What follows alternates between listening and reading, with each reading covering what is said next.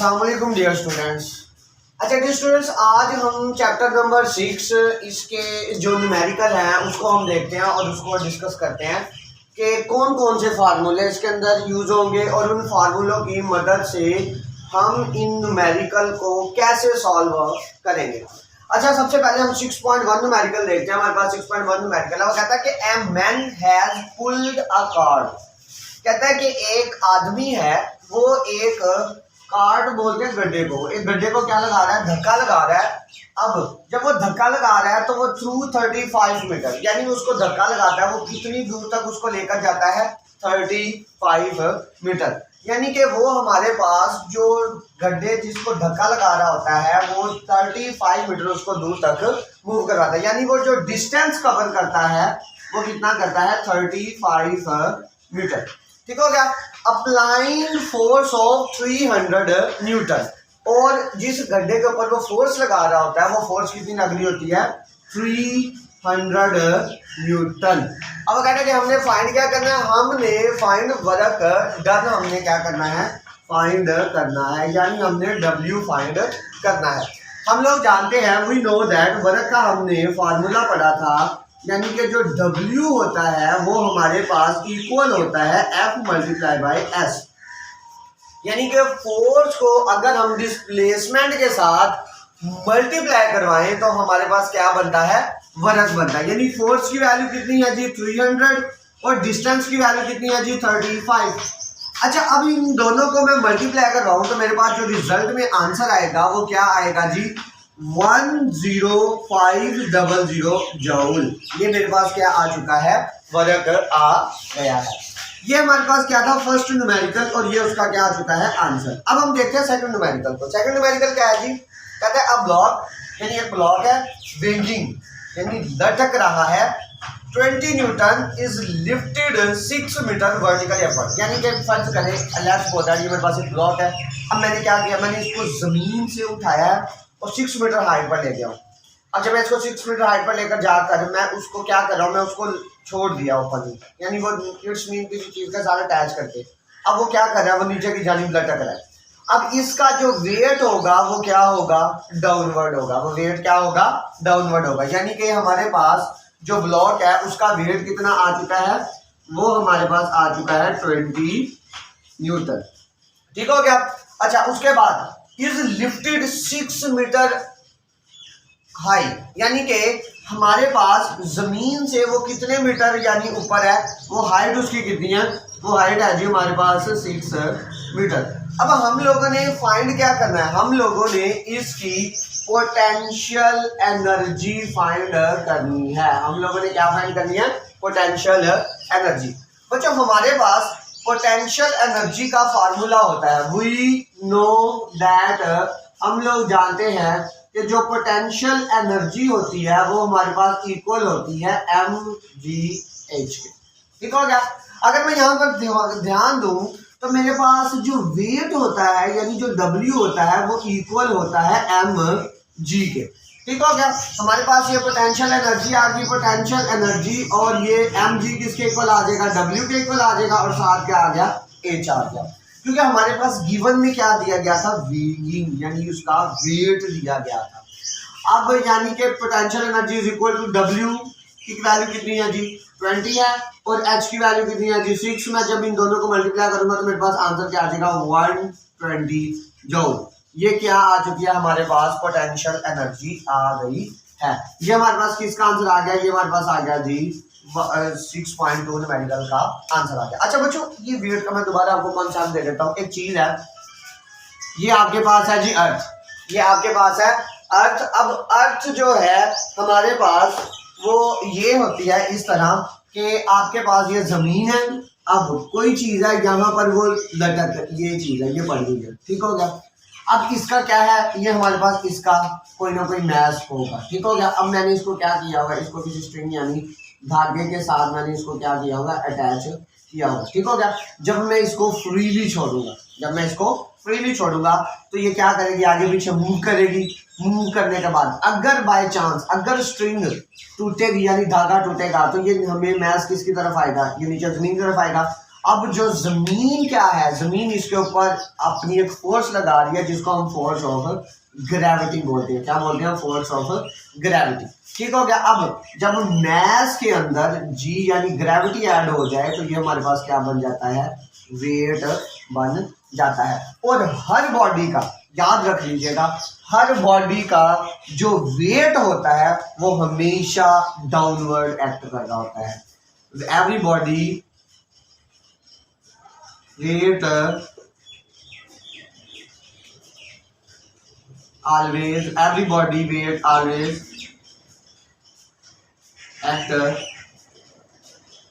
downward, यानी कि हर जिस्म का जो मैट होता है वो हमेशा डाउनवर्ड क्या कर रहा होता है? एक्ट कर रहा होता है। अब हम देखते हैं 6.3 न्यूमेरिकल। वो कहता है a car weighing is 12 kilo Newton, यानी कि हमारे पास वेइंग का मतलब लटक रही है, यानी कि उस कार का जो हमारे पास वेट आ गया है वो कितना आ गया है जी? 12 किलो न्यूटन। अब ये किलो है, किलो को हम चेंज कर सकते हैं। किलो को अब हमारे पास किलो किसके इक्वल होता है? वो हमारे पास होता है जी 1000 के इक्वल। तो अब मैं इसको जब मल्टीप्लाई कराऊंगा तो मेरे पास W जो कितना आंसर आ जाएगा? 12,000 न्यूटन। ठीक हो गया। अब वो एक गाड़ी है वो लटक रही है, अब उसका जो वेट है वो कितना है जी? 12 किलो न्यूटन है। अब 12 किलो न्यूटन हमारे पास उसका वेट है। अब हमारे पास उसकी जो स्पीड है यानी कि जो उसकी वेलोसिटी है वो कितनी है जी? 20 मीटर पर सेकंड, यानी कि उसकी हमारे पास ये जो वेलोसिटी यानी वेलोसिटी जो स्पीड है बेसिकली वो कितनी है हमारे पास? वो है जी 20 मीटर पर सेकंड, यानी कि एक कार है उसका जो वेट है वो कितना है जी? 12 किलो न्यूटन, और जो उसकी स्पीड है यानी जो उसकी रफ्तार है वो कितनी है जी? 20 मीटर पर सेकंड। अब हमने क्या करना है? हमने उसकी काइनेटिक एनर्जी फाइंड करनी है। क्या हमने फाइंड करनी है? उसकी काइनेटिक एनर्जी फाइंड करनी है। अच्छा बच्चों, हमारे पास काइनेटिक एनर्जी का फार्मूला होता है, वी नो दैट, हम लोग जानते हैं कि काइनेटिक एनर्जी जो होती है वो हमारे पास इक्वल होती है हाफ mv²। ठीक हो गया। बट यहाँ पर एक प्रॉब्लम बन चुकी है। प्रॉब्लम ये है कि हमारे पास यहाँ पर वेलोसिटी तो दे दी गई है बट यहाँ पर हमारे पास मैस नहीं है, हमारे पास मैस नहीं है। अब हम मैस को कैलकुलेट करेंगे। अब वेट से हम मैस निकाल सकते हैं। क्यों? क्योंकि हमारे पास जो वेट होता है वो इक्वल होता है mg के। वेट किसके इक्वल होता है? mg के। क्लियर है? अब यहाँ से मैं मैस की वैल्यू निकाल सकता हूँ। कैसे? ये जो g है ये इधर मल्टीप्लाई हो रहा है, दूसरी साइड पर जाकर क्या हो जाएगा? डिवाइड हो जाएगा। अब वेट की वैल्यू कितनी है जी? 12,000, और हमारे पास जो g की वैल्यू होती है ग्रेविटेशनल एक्सेलरेशन या जिसे हम बोलते हैं उसकी वैल्यू कॉन्स्टेंट होती है, वो हमारे पास होती है 10। ठीक हो गया। ये 1 0 इसके साथ क्या हो जाएगा? कैंसल। अब हमारे पास जो मैस की वैल्यू आ गई है वो कितनी आ गई है? देखिए 1200 किलोग्राम। ठीक हो गया। अब हम फार्मूले के अंदर पुट कर सकते हैं। अब मैं हम वैल्यूज को क्या करता हूँ? पुट करता हूँ। पुट वैल्यूज, यानी कि मैंने वैल्यूज को क्या करना है? पुट करना है। ठीक हो गया। अब मेरे पास फार्मूला है जी kinetic energy is equal to half mv का स्क्वायर। मैस की वैल्यू कितनी आ गई जी? मैस की वैल्यू आ गई मेरे पास 1200, और वेलोसिटी की वैल्यू कितनी है? वो आ गई मेरे पास 20 का स्क्वायर आ गई। ठीक हो गया। अब मैं इसको सॉल्व करूँ आगे। जब मैं इसको सॉल्व करूँगा तो बच्चों देखना, ये मैं इसकी जो चीज़ें कटिंग होती है हम उसको काट दें, 2 एक बार 2 और 2 6 12 और ये 00 आ गया, यानी कि 600 मल्टीप्लाई बाय, जब मैं 20 का स्क्वायर करूँगा तो मेरे पास आंसर क्या आ जाएगा? मेरे पास आंसर आ जाएगा 400। ठीक हो गया। अब मैं इनको मल्टीप्लाई करवाऊँ तो मेरे पास काइनेटिक एनर्जी जो इक्वल आ जाएगी वो 6 4 24, तो 24 2 0 ये और 2 0 ये, कितने 0 आ गए? 4 0। अब पहले जो वेट था वो किसके अंदर था? किलो न्यूटन, किलो के अंदर था, तो मैं काइनेटिक एनर्जी भी किसके अंदर ले जाऊँ? किलो के अंदर। तो मैं इसको लिख सकता हूँ 24 240 मल्टीप्लाई बाय 1000 जाऊँ। तो ये हमारे पास जो 1000 है ये किसके इक्वल होगा? ये 1000 हमारे पास इक्वल होगा जी किलो के इक्वल होगा। तो मेरे पास आंसर क्या आ जाएगा? 240 किलो जाऊँ। 240 किलो जाऊँ। ये मेरे पास क्या आ चुकी है? काइनेटिक एनर्जी आ गई है। क्लियर है बच्चों? अब हम इससे नेक्स्ट न्यूमेरिकल देखते हैं कि नेक्स्ट न्यूमेरिकल क्या है। अब कहता है 500 ग्राम ऑफ स्टोन, यानी कि एक पत्थर है, उसका जो मैस है वो कितना है जी, 500 ग्राम। अब ग्राम में दिया गया, हमें इसको किस में लेकर जाना है, किलोग्राम के अंदर। तो ग्राम छोटा यूनिट है, तो इसको जब बड़े यूनिट में लेकर जाएंगे तो 1000 से क्या करेंगे, हम डिवाइड करेंगे। तो मेरे पास आंसर क्या आ जाएगा, 0.5 किलोग्राम। यानी 2 जीरो इसके साथ करेंगे तो 5 को जब 10 से डिवाइड करेंगे तो मेरे पास कितना आ जाएगा, 0.5। अच्छा जी, मेरे पास उसने क्या और क्या चीज़ दे दी, उसने दे दिया जी वेलोसिटी। वो कहता है कि एक स्टोन है, अब इस थ्रोन, उसको क्या किया गया, स्टोन पकड़ा आपने हाथ में, उसको थ्रोन आप यानी ऊपर की जानिब फेंका है। और जब ऊपर की जानिब फेंका तो उसकी जो वेलोसिटी है वो कितनी आ गई है जी, 15 मीटर पर सेकंड। यानी उसकी जो वेलोसिटी है वो कितनी है जी, 15 मीटर पर सेकंड। अब आप लोगों ने फाइंड क्या करना है, आप लोगों ने उसकी काइनेटिक एनर्जी फाइंड करनी है, और दूसरी चीज आप लोगों ने क्या फाइंड करनी है, उसकी पोटेंशियल एनर्जी आप लोगों ने फाइंड करनी है। अच्छा, आप देख लेते हैं, आपकी अपनी मर्जी, आप पहले काइनेटिक एनर्जी फाइंड कर ले या फिर पोटेंशियल एनर्जी फाइंड कर ले। ठीक हो गया। हम करते हैं कि हम पहले बच्चों हम पोटेंशियल एनर्जी फाइंड कर लेते हैं। वी नो दैट, हम लोग जानते हैं कि पोटेंशियल एनर्जी का हमारे पास फार्मूला क्या होता है, mgh। ठीक हो गया। अब मैस की वैल्यू कितनी आ गई जी, 0.5, और जी की वैल्यू कितनी आ गई, जी इज द ग्रेविटेशनल कांस्टेंट, और वो कितना आ गया जी, 10। और हमारे पास आगे क्या है जी, h। अब जो कि h हमारे पास नहीं दिया गया हुआ, ऐसे ही है बिल्कुल। और क्या दिया गया, हमारे पास वेलोसिटी दी गई है। अब h नहीं है तो इसलिए हम क्या करते हैं कि हम इसको थोड़ा सा यहाँ पर क्लोज कर लेते हैं। हम इससे पहले हम काइनेटिक एनर्जी फाइंड आउट कर लेते हैं कि काइनेटिक एनर्जी क्या है हमारे पास। अच्छा, अभी काइनेटिक एनर्जी को देख लेते हैं। काइनेटिक एनर्जी हमारे पास है जी, काइनेटिक एनर्जी का हमारे पास फार्मूला है जी, 12 mv का स्क्वायर। ठीक हो गया। अब 1/2, अब मैस की वैल्यू कितनी है जी, 0.5, और v की वैल्यू कितनी है जी, 15 का क्या है, स्क्वायर है जी। अब जब मैं इसको इसके साथ मल्टीप्लाई करवाऊंगा तो बच्चों मेरे पास जो आंसर आएगा, इसको हम अभी कैलकुलेट कर लेते हैं कि हमारे पास इसको आज का आंसर क्या आता है। यानी कि सबसे पहले हमें क्या करना पड़ेगा, 15 का स्क्वायर लेना पड़ेगा, 15 को 15 से मल्टीप्लाई करवाना पड़ेगा, फिर उसको जो उसका आंसर क्या आएगा उसको फिर 0.5 से मल्टीप्लाई करवाएंगे, और उसको 2 से हम क्या करवा देंगे, डिवाइड करवा देंगे। और जो रिजल्ट में आंसर हमारे पास आएगा वो कितना आएगा जी, वो हमारे पास आंसर आ जाएगा 56.25 जूल आ जाएगा। अच्छा बच्चों, मैंने पहले पोटेंशियल एनर्जी नहीं निकाला, ठीक है। अब यहाँ पर मैंने थोड़ा सा मिसिंग कर दिया, वो ये कि यहाँ पर ना 2 चीजें दी गई हैं। 2 चीजें कौन कौन सी है मैं आपको लिख देता हूँ। उसने कहा था कि एक स्टोन को जब ऊपर फेंका गया, यानी अपवर्ड फेंका गया है, अपवर्ड जब फेंका गया है तो उसकी आपने हाईएस्ट पॉइंट पर जाकर, यानी कि हाईएस्ट पॉइंट यानी पोटेंशियल एनर्जी आप लोगों ने फाइंड करनी है, potential energy at maximum height. यानी कि आप लोगों ने पोटेंशियल एनर्जी फाइंड करनी है एट मैक्सिमम हाइट पे, और उसके बाद आप लोगों ने काइनेटिक एनर्जी फाइंड करनी है at when hit the ground, जब कि वो क्या करे, जब वो हिट दी ग्राउंड, यानी जब वो जमीन को आकर टकराए। अच्छा, 2 चीजें यहाँ पर हम देख सकते हैं बच्चों। पोटेंशियल एनर्जी का डेफिनेशन है the energy possessed by a body due to its position, और काइनेटिक एनर्जी की डिफाइन है the energy possessed by a body due to its motion. अब कहते हैं कि पोटेंशियल एनर्जी आपने फाइंड करनी है मैक्सिमम हाइट पे। बच्चों, जब भी कोई चीज हम उसको फेंकें, जब हम उसको फेंकते हैं, जो वो बिल्कुल अपने हाईएस्ट पॉइंट पर पहुंच जाते हैं ना, तो उसकी वेलोसिटी क्या हो जाती है, 0 हो जाती है। उसकी वेलोसिटी क्या हो जाती है, 0 हो जाती है। यानी कि अब ये की पॉइंट है, eight highest point, eight highest point पर पहुंच गया, eight highest point the velocity is 0, is velocity is 0।